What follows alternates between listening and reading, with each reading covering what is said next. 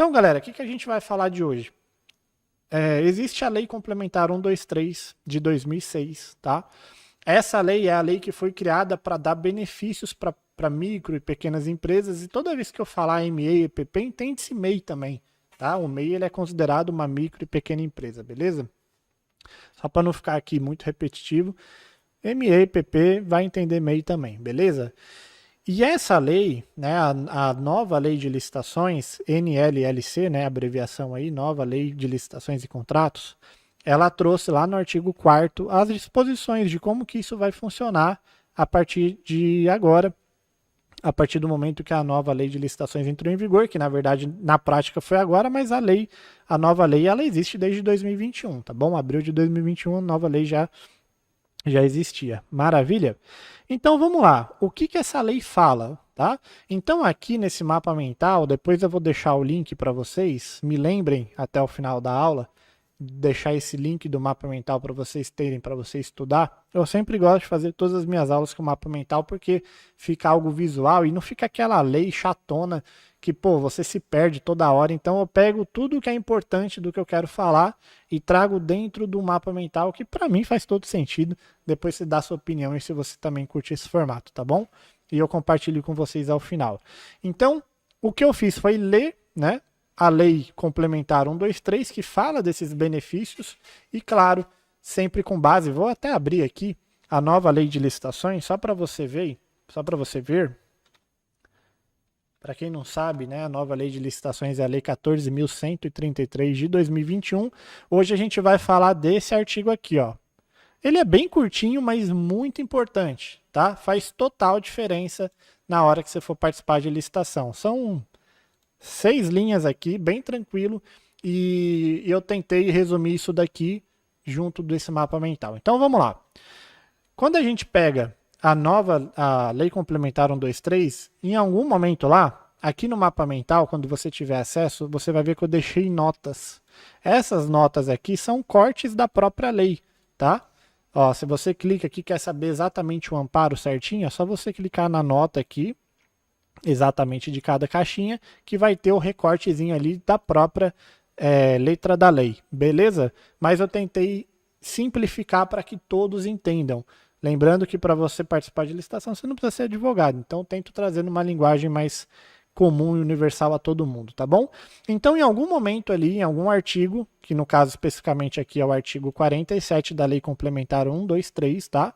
Ele fala que deverá ser concedido tratamento diferenciado e simplificado para as micro e pequenas empresas. E também, como já falei, inclui-se o MEI aí. E o que são esses tratamentos diferenciados e simplificados e tudo mais? Vamos lá. Se você já acompanha a gente há um bom tempo, se você principalmente já é aluno do Mestre da Licitação, você já vai conhecer alguns desses, mas tem alguns outros aqui que a lei traz e às vezes a gente não acaba não lembrando deles do dia a dia, mas eles existem lá. Então eu vou passar rapidamente quais são esses tratamentos, tá? Diferenciados, e mais para o final da aula, aonde não se aplica esses benefícios. Porque tão importante quanto saber quais são os benefícios, é saber aonde que não vai ter direito a esses benefícios, tá bom? Pouca gente sabe, todo mundo fala, beleza, existe lá a cota reservada, mas sempre vai ter? Ou quando que não será aplicada? Então, mais para o final da aula a gente vai falar disso daqui também, porque nem sempre eles vão aplicar esses benefícios aqui, tá? Mas isso a gente vai saber ao decorrer do nosso bate-papo de hoje, beleza? Então vamos lá. Primeiro benefício diferenciado aqui dado para as micro e pequenas empresas. Licitações cujos itens são de valor até R$80 mil são exclusivas para a pequena empresa. Tá? Então, quando você estiver participando de uma licitação, tiver ali item 1, R$80 mil ou menos, né? Item 2, R$120 mil, por exemplo, saiba que no item 1, por ele ter um valor de até R$80 mil, ele é exclusivo para quem é pequeno. Empresas grandes nem podem entrar. Então, se você não é uma ME, MEI ou EPP, você não vai nem conseguir cadastrar a tua proposta naquele item, tá bom?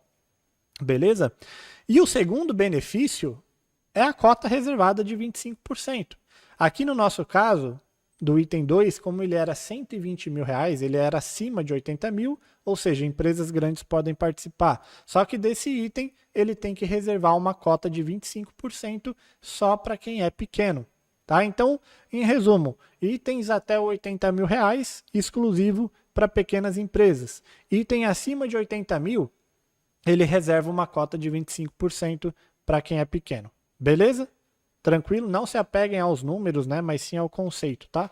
Eu só dei números aqui a título de exemplo mesmo. Como eu falei, se você clicar aqui nesse botãozinho de nota, vai ter a própria letra da lei que fala lá no artigo 48, inciso 1. Beleza? Fala exatamente isso que eu acabei de explicar.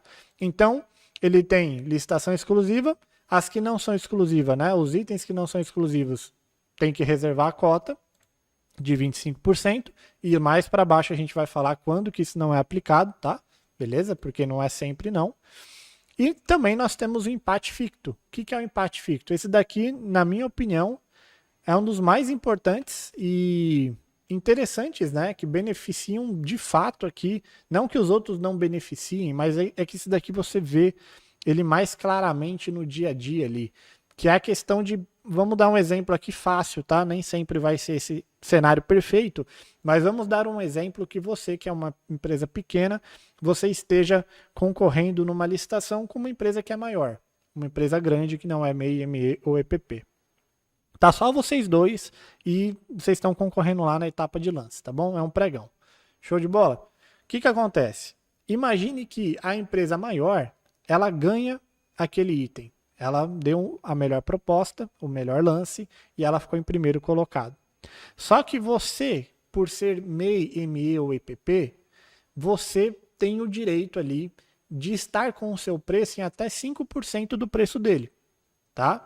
Ou seja, se ele deu um lance lá de R$100 no item, você pode ficar com o seu preço em até R$105 do preço dele, ou seja, R$100 mais 5%, beleza? Se o seu preço estiver em até 5% do dele, aquele item ele é considerado empatado, é considerado o empate ficto. Nesse momento, o próprio sistema automaticamente, se for uma licitação eletrônica, obviamente, né, ele vai identificar que esse item está considerado empatado, porque o seu preço ficou em até 5% do primeiro colocado, para o caso de pregão, tá bom? Para as outras modalidades é até 10%, esse limite ainda é maior. Mas vamos considerar o pregão, que é a maior parte das licitações que a gente participa no dia a dia. Esse item será considerado empatado, e aí o sistema ele vai te convocar para você apresentar uma última proposta para ver se você cobre a oferta do primeiro colocado. Se você chegar assim e falar, eu cubro a oferta do primeiro colocado, eu quero dar R$ 99,99, você pode fazer isso? Você pode e deve fazer isso se você tiver condição de entregar por R$ 99,99. Por mais que você desça apenas um centavo do preço do cara lá, do primeiro colocado, aquele item passa a ser seu. Tá? Então, esse daqui, na prática, a gente vê acontecendo direto. Quando empresas que são grandes não sabem da teoria, por isso que eu falo que a teoria difere, galera. Principalmente você que é consultor. Porque uma empresa grande, uma empresa bem grande mesmo, assim, que não é MEI, MEPP, que vive de licitação, provavelmente esse cara aqui ele vai ter um setor de licitação lá e, teoricamente, ele vai ter uma equipe, né, de analistas de licitação que vão saber disso, teoricamente, tá bom? Mas o consultor, você, principalmente você que está começando agora, qual que é o bizu disso daqui, galera? Se você tiver representando uma empresa maior, você não vai deixar acontecer o empate ficto. Pô, eu estou representando um cliente aqui que ele não é MEI MEPP. E eu sei que eu estou participando lá daquela cota que não é reservada, que a gente chama de participação ampla, e eu sei que muito provavelmente vai ter uma MEPP junto comigo ali participando também. Ou seja, qual que é a estratégia que eu, não só o consultor, tá? Qualquer empresa que não seja empresa pequena. Qual a estratégia que você tem que implementar? Você tem que dar os seus lances, quando você for cobrir a melhor oferta, tem que ser, se for a modalidade pregão, uma redução de mais do que 5%. Justamente para aquele item não ficar empatado com o segundo colocado. Se você reduz um centavo ali da melhor proposta, provavelmente o cara que está em segundo lugar, se ele for MEIPP, ele vai ter aquele item para ele, porque aquele item será considerado empatado, tá? Então, quando você for uma empresa grande, ou o dia que você estiver representando uma empresa grande, vocês no caso consultores, todo lance que você for dar, galera, a redução tem que ser maior do que 5%. Justamente para o segundo colocado ficar com preço acima dos 5% e aquele item não ser considerado empatado. Tá bom? Ficou claro isso daí? Se não ficou claro, perguntem aí que eu tento explicar de uma maneira mais didática. Beleza? Mas esse daqui, ele é um pouquinho mais chatinho de entender do que os outros, que é bem tranquilo, só que ele é muito importante. Tá? Isso daqui ganha licitação. Beleza? Eu já vi empresas perdendo, a gente aqui mesmo já perdeu isso no início, não se atentamos, né? Muita coisa a gente vai aprendendo no erro, galera. Errando mesmo. A gente foi lá, reduzir um centavo do melhor colocado, depois a gente lembrou, putz, a gente é empresa grande, esse item foi considerado empatado, o cara foi lá, reduziu um centavo do nosso e a gente não tem mais o que fazer. Uma vez que encerrou, foi considerado empate ficto, o pregoeiro vai chamar lá a empresa pequena, aquele cara cobriu o nosso preço, já era. Não tenho como chegar lá e depois falar, mas eu consigo reduzir mais. Já era, tá bom? A etapa de lances já foi, reduzisse antes. Então, lembrando, o empate ficto, ele acontece quando, né, numa disputa entre uma empresa grande e uma empresa pequena, o preço da empresa pequena, que está em segundo lugar no nosso exemplo, ela fica em até 5% do primeiro colocado para a modalidade de pregão, ou 10% da melhor colocada quando for as outras modalidades. Todas as outras, beleza? E, obviamente, para que isso aconteça, a melhor proposta não pode ter sido apresentada por MEI, ME ou EPP. Por quê? O que significa? Se for duas MEI e EPP, não tem empate ficto, né, galera? O empate ficto acontece quando é uma empresa grande e uma empresa pequena brigando. Beleza? Eu dei exemplo aqui, um exemplo, né, um mundo ideal, onde uma empresa grande tá brigando ali no preço com uma pequena. Mas às vezes pode acontecer de ter uma grande e 10 empresas pequenas ali junto, então vai ter aquela treta comum ali, né, e todo mundo querendo ganhar aquela licitação. Só que se a treta estiver acontecendo entre duas empresas pequenas, não tem empate ficto, né? O benefício é dado para os dois. O empate ficto vai acontecer quando a empresa grande estiver à frente. Beleza? Porque aí ela, né, os pequenos vão ter esse privilégio, vamos dizer assim, do empate do item. Maravilha? Toda a letra da lei está aqui, só você clicar aqui na notinha. Ele deu uma bugada aqui, né? Você vê que ele apareceu uns nomes esquisitos aqui. Depois eu vou ajeitar isso daqui certinho. Não sei o que aconteceu aqui. Eu acho que na hora de copiar a letra da lei, ele bugou aqui. Mas depois eu vou ajeitar. A hora que vocês pegarem aqui o mapa mental já vai estar arrumado certinho. Então, esse daqui é o nosso terceiro benefício. Não necessariamente, se você pegar a lei, ele vai estar nessa ordem aqui, tá? Eu coloquei na ordem que eu entendo ser a mais didática de ensinar. Você vai ver que aqui a gente está no artigo 48, depois a gente volta para o 44 em algum momento aqui. Então, ele não está na ordem, não. Eu só coloquei numa ordem mais didática, beleza? Outro tratamento diferenciado para quem é micro e pequena empresa é o prazo extra de 5 dias, sendo prorrogáveis, podendo ser prorrogáveis por mais 5, né? Eu vou até colocar aqui, ó, é podendo ser, tá? Não é obrigatório. O pregoeiro, ele pode prorrogar ou não, tá bom? Deixa eu até corrigir aqui para não dar tretas aí e depois, né? Oh, mas o Garça me falou que... Não é obrigatório, tá? Então, você que é pequeno, você tem um prazo a mais para poder regularizar uma documentação, caso aquela documentação sua esteja vencida. Beleza? Só que não é toda a documentação, é uma documentação relativa à regularidade fiscal e trabalhista, tá bom? Vou até corrigir aqui, ó. Para a regularização de documentação vencida, vou colocar aqui, ó, documentação de regularidade fiscal e trabalhista que esteja vencida, para ficar bem claro. Não é, o meu balanço está vencido, eu vou ter 5 dias a mais. Não vai ter. Por quê? Porque o balanço não faz parte da regularidade fiscal e trabalhista.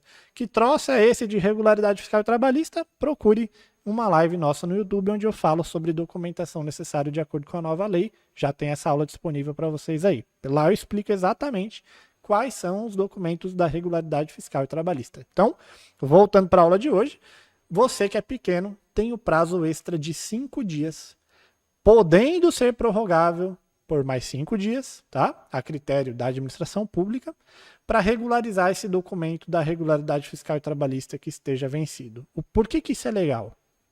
Pô, vou participar de uma licitação, porém eu vi que minha CND federal não está saindo. Alguma coisa aconteceu lá, esqueci de pagar algum imposto, ou falei para minha contadora pagar, minha contadora dormiu no ponto, perdeu o prazo, não pagou. Sei lá, alguma coisa aconteceu lá, não foi pago o imposto, o CND não está saindo. Isso acontece, é bem comum, né? É normal. Aí o que você vai fazer? Não vai participar da licitação? Não, você vai participar, você vai levar uma CND vencida que você tenha, pega lá qualquer CND lá federal que esteja já vencida, você apresenta essa daí na hora da licitação. Quando o pregoeiro ele falar, pô, preciso que você me apresente uma CND em dia, tá? Essa daqui já venceu. Aí você solicita esse prazo extra aqui de 5 dias para você regularizar essa documentação. E ele é obrigado a te dar. Esses primeiros 5 dias aqui, é a lei que fala que ele tem que dar. Não é, se o cara gosta de você ou não. Não. 5 dias é obrigatório. Ele pode prorrogar por mais 5 ainda, tá? Uma vez a gente precisou de um documento que a gente precisou ir lá no TJ de São Paulo, lembro até hoje, era bem época de Natal isso daí, e a gente precisou, estava com o documento vencido, a gente solicitou esse prazo de 5 dias e depois a gente ainda pediu mais 5 dias. E eles deram, tá? A gente falou que era porque era Natal e tal, eles deram lá.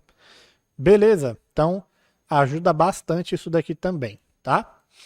Olha só, você deve estar vendo o mapa mental que eu fiz sobre documentos de acordo com a nova lei já. Galera, ó, eu setorizei aqui a documentação nas categorias. Então, a regularidade fiscal, social e trabalhista são esses documentos que estão aqui, ó, CPF, inscrição no cadastro municipal ou estadual, a CND federal, a CND do FGTS, a CND do CNDT, a CND do CNDT foi ótimo, a CNDT, né? CND de trabalhista, esse documento aqui que é aquela declaração de menor, e é isso, tá? O que não foi isso daqui, e tem também a CND estadual e municipal, né? Que inclusive eu não coloquei aqui por algum motivo. Eu vou dar uma verificada nisso daqui, mas ela tá aqui também. Deixa eu já arrumar isso daqui agora. Ou ela já... Não, ela já está aqui, ó. Regularidade perante a Fazenda Federal, Estadual e Municipal. Tá tudo junto, no único lugar. A única que dá direito aos 5 dias extras é essa categoria aqui, ó, artigo 68. Toda documentação que não esteja no artigo 68 da nova lei, da lei 14.133, não faz direito aos 5 dias. Lembrando, isso daqui é só para quem é pequeno, tá? Você que é grande tem que estar com toda a documentação em dia no dia da licitação. Senão já era. Não tem prazo extra para quem é grande, não. Por isso que a gente sempre fala que o grande bizu das licitações é você ser MEI, ME ou EPP. Porque aí você pega todos esses benefícios aqui. Beleza? Mas eu sou brabíssimo aqui, eu não preciso de nenhum desses benefícios. Tá, pelo menos esse daqui da licitação exclusiva você com certeza gostaria de ter, né? Por mais que você não faça questão do empate ficto, porque você tem preço, sua documentação está sempre em dia, licitações de até 80 mil você não pode nem entrar, nem que você queira. Então, pelo menos esse daqui seria interessante para você, tá bom? Vamos lá, o que ele fala também? Subcontratação de micro ou pequena ou pequena empresa, né? Pequeno porte. No caso aqui nos processos licitatórios destinados à aquisição de obras e serviços, tá bom?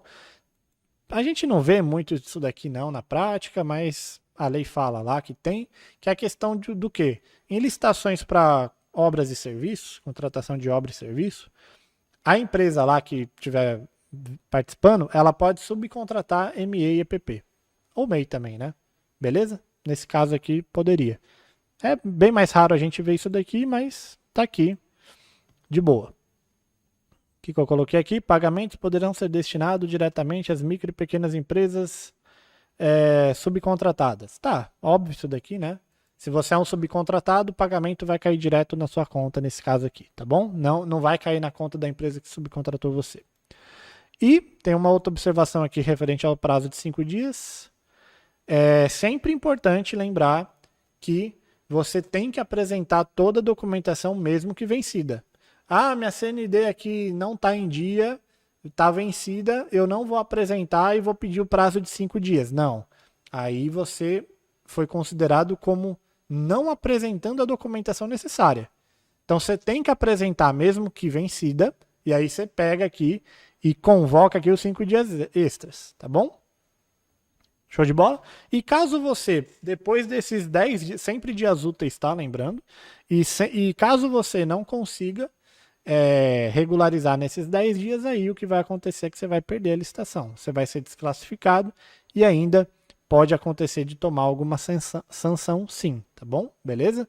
Então, galera, por via das dúvidas, não está com a documentação, não participe. Porque vai que não dá tempo de você regularizar, é difícil, tá? Não vou falar para você que, nossa, o órgão público, né, tá com a chibata na mão ali e vai ficar ali doido para te punir. Não.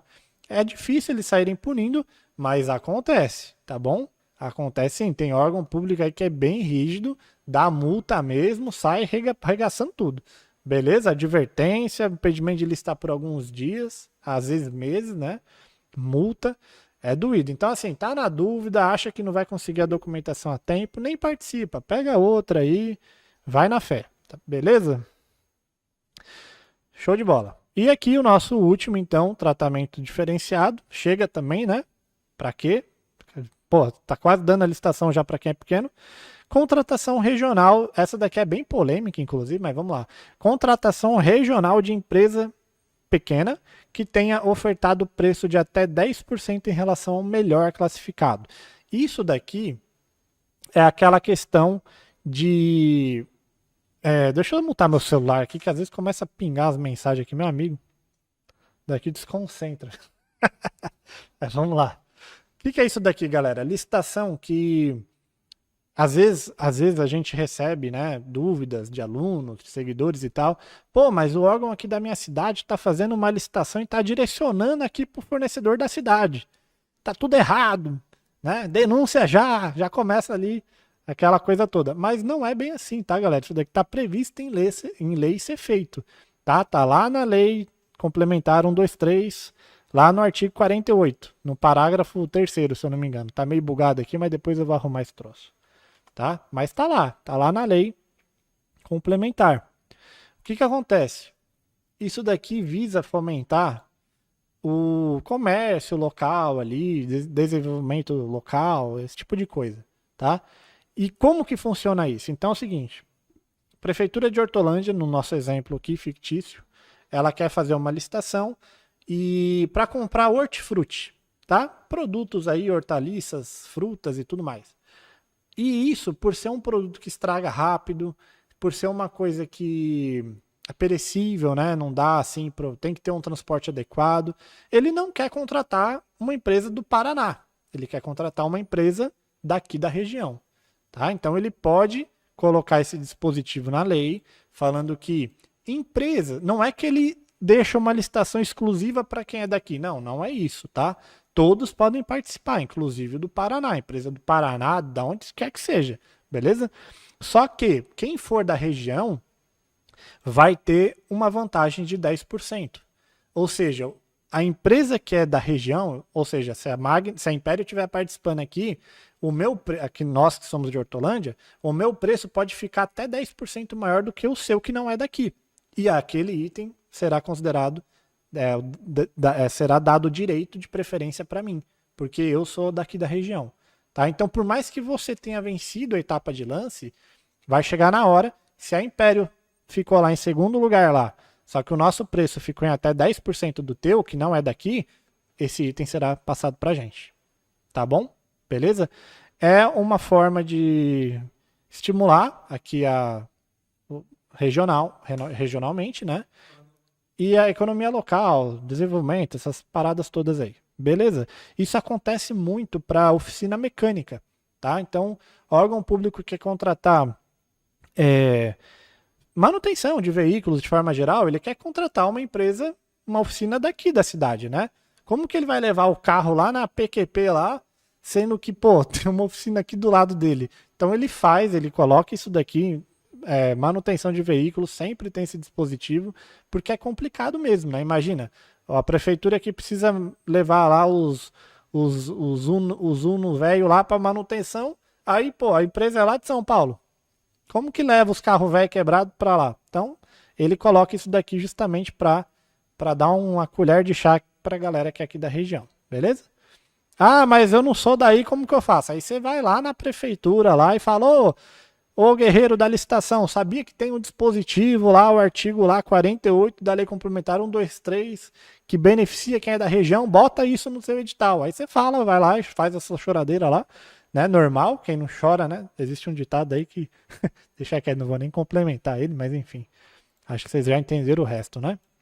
Tem que dar uma choradinha às vezes, galera. Às vezes o cara lá, o órgão público, ele nem sabe disso daqui.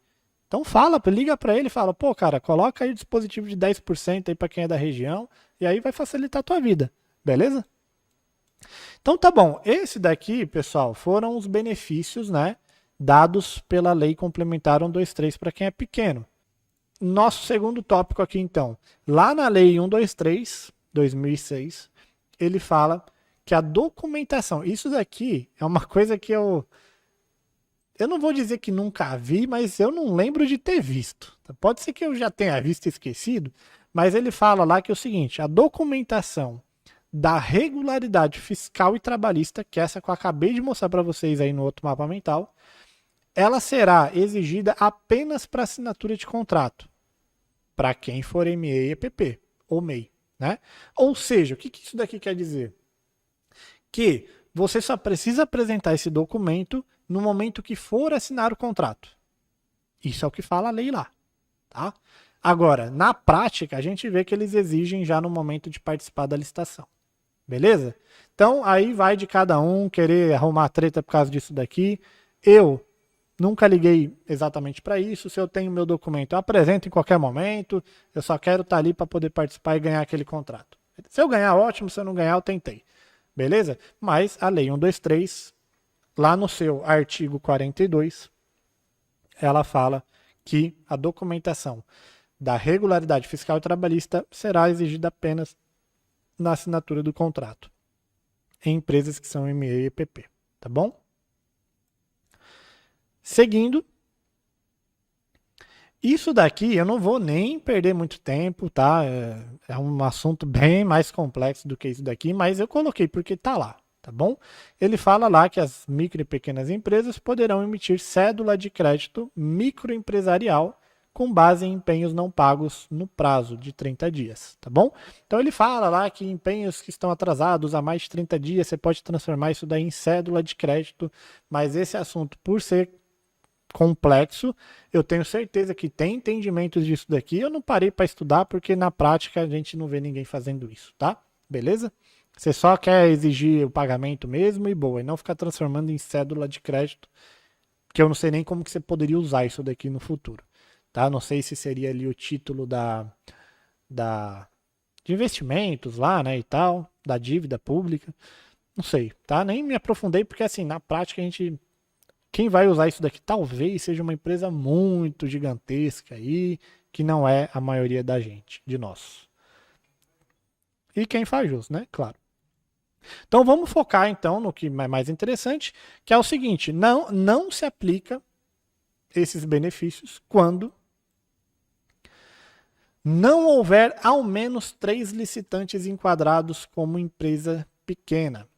Então, se você estiver participando de uma licitação e não tiver 3 licitantes lá, não há que se falar nos benefícios que eu falei lá em cima.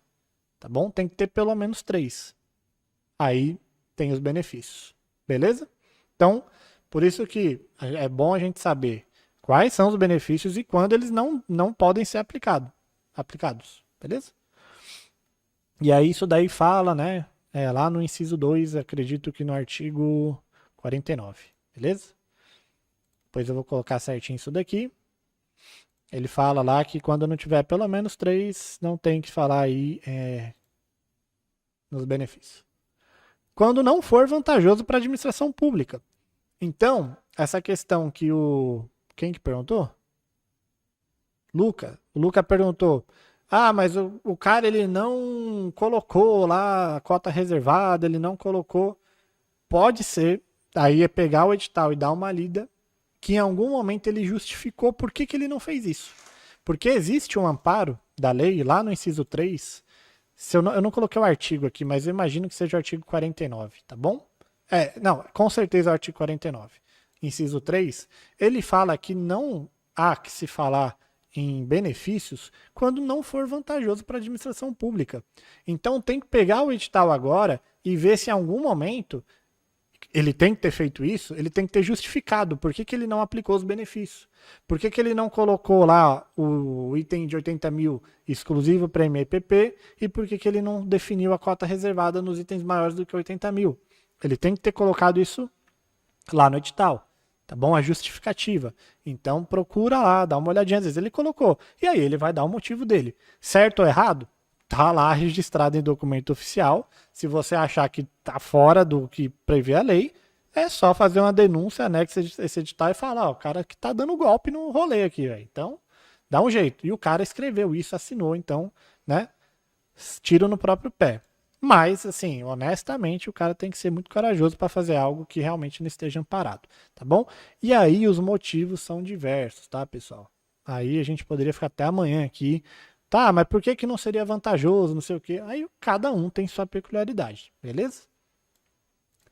A licitação for dispensável ou inexigível. Quando a licitação ela é dispensável, ela pode ser dispensável ou pode ser inexigível, ela não há que se falar também nos benefícios, exceto a dispensa de licitação inciso 1 e 2. Dispensa de licitação, ela é mais ampla do que aquilo que a gente geralmente fala no dia a dia, que são a maioria mesmo, né? A maioria das dispensas são aquelas que a gente vê lá no Comprasnet, lá, que é limitado lá aos 50 mil e pouco, aos 100 mil e pouco no caso de serviço. Essas dispensas que são limitadas, o valor do material e do serviço, o material é 53 mil e pouco e o serviço 100 e poucos mil lá, não lembro de cabeça agora. Essas aí é o inciso 1 e inciso 2. Da lei lá, tá? Que é o artigo 75, inciso 1 e 2 da nova lei de licitações. São essas dispensas que a gente comumente vê aí no nosso dia a dia. Beleza?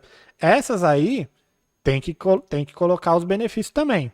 Agora, tem várias outras dispensas que não entram, não são do inciso 1 e 2 e que não precisam, então, aplicar os benefícios. Por exemplo, calamidade pública, estado de calamidade pública, o cara pode fazer uma dispensa de licitação fora do inciso 1 e 2, onde não há limite de valor, né? Estado de guerra, estado de sítio, um monte de coisa lá na aula eu explico exatamente quais são todos os casos possíveis aplicáveis da dispensa de licitação, beleza? O mais comum é o inciso 1 e 2. Para dispensas de licitação do inciso 1 e 2, tem que aplicar. Aplica o benefício. Fora do inciso 1 e 2, estado de calamidade, guerra, um monte de outras coisas lá, acidentes, não é acidentes naturais, desastres naturais, né? Tornado, furacão, esses monte de coisa aí, também tem um amparo na lei lá para fazer dispensa em relação a isso, onde não há o limite de valor, né? Aí o cara pode fazer uma dispensa de 1 milhão lá. Em licitações para compras de materiais e contratação de serviços em gerais, cujo valor estimado do item seja superior a 4,8 milhões, não tem que colocar os benefícios também. Então você pega uma licitação multimilionária lá, não tem benefício, tá? Aí você fala, pô, mas o cara não reservou a cota? É, porque o item é superior a 4,8 milhões. Beleza? Show de bola.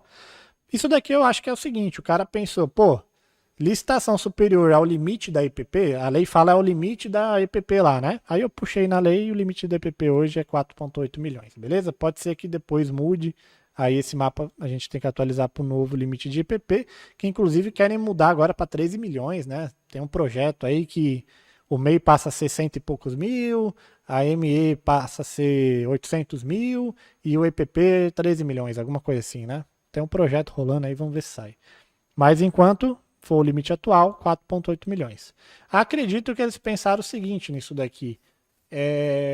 Pô, licitação grande, né? Não há que se falar ainda em benefício para quem é pequeno, porque às vezes o pequeno nem aguenta. Né? O cara não faturou isso no ano, como que eu vou dar um contrato disso para ele em um único contrato? Né? Uma única venda nesse valor. Né? Então, deve ter sido em relação a isso. Em licitações e obras, ó, aqui tem um detalhe muito parecido, esses dois incisos aqui, só que um é para compras de materiais e contratação de serviço geral, cujo valor estimado do item. E esse de baixo aqui é licitação de obras e serviços de engenharia, cujo valor estimado total, tá bom? O valor estimado da licitação. Aqui diferente, né, do de cima, além de ser obras e serviços, não é com base no item, é com base no valor total da licitação, 4,8 milhões. Tá? Então, uma licitação para obra e serviço, cujo valor total é 4 acima, né, do que valor estimado total acima de 4,8 milhões, não há que se falar também dos benefícios aí. Beleza? E também não se aplica esses benefícios quando a empresa considerada pequena já tiver celebrado contratos com a administração pública cujos valores somados extrapolem o limite da EPP, que atualmente, no momento dessa aula, é 4,8 milhões no ano. O que é isso daqui? Isso daqui é importantíssimo, né? O Márcio até comentou com isso daqui com a gente foi até parar para ver, estudar mais ou menos isso daqui. O que ele diz aqui, galera? Isso daqui eu perguntei para amigos advogados que vivem de licitação também. E assim, não existe um consenso, não existe um entendimento concreto. Ninguém bateu o martelo e falou é 100% isso, porque a lei está um pouco confusa, mas existe um sentimento ali de que funciona da seguinte maneira, tá? Todos acham isso. Empresas que já tiverem, você que é MEI, ME, PP, no corrente ano daquela licitação, ou seja, se for uma licitação de 2024, né, a gente considera o ano de 2024. Se naquele ano você já tiver assinado em contrato, não é ata de registro de preço não, tá? É contrato. Ata de registro de preço é uma coisa e existe um entendimento aqui da galera que vive isso daqui, né? Eu consultei amigos advogados, de que contrato é diferente de ata de registro de preço. Então, se você ganhou mais do que 4,8 milhões em registro de preço, você não se enquadra nesse caso aqui. Agora, se você assinou contrato acima de 4,8 milhões no corrente ano, por mais que você não tenha faturado ainda, você continue sendo MEI e MEPP, você já assinou o contrato. Então, você não tem direito a esses benefícios. Beleza? Repito, isso daqui é uma parada meio polêmica, ninguém conseguiu bater de fato o martelo, imaginamos que vá ter entendimento dessa... Qual que é esse inciso aqui? É o artigo 4º, parágrafo 2 da Lei 14.133, tá aqui, ó. Esse não bugou, tá bom? Então lá na Lei 14.133, artigo 4º, parágrafo 2, ele fala lá exatamente isso que eu coloquei aqui.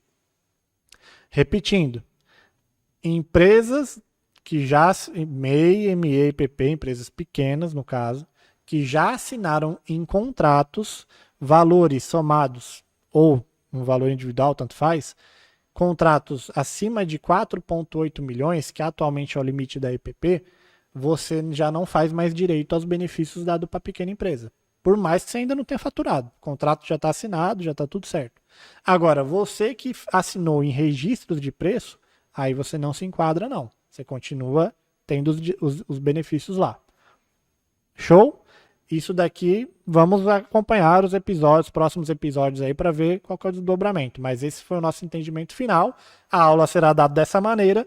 E se tiver alguém contrário, coloca aí, vamos discutir, vamos ver qual que é a ideia dessa parada. Quem sabe a gente chega num consenso aí. Beleza?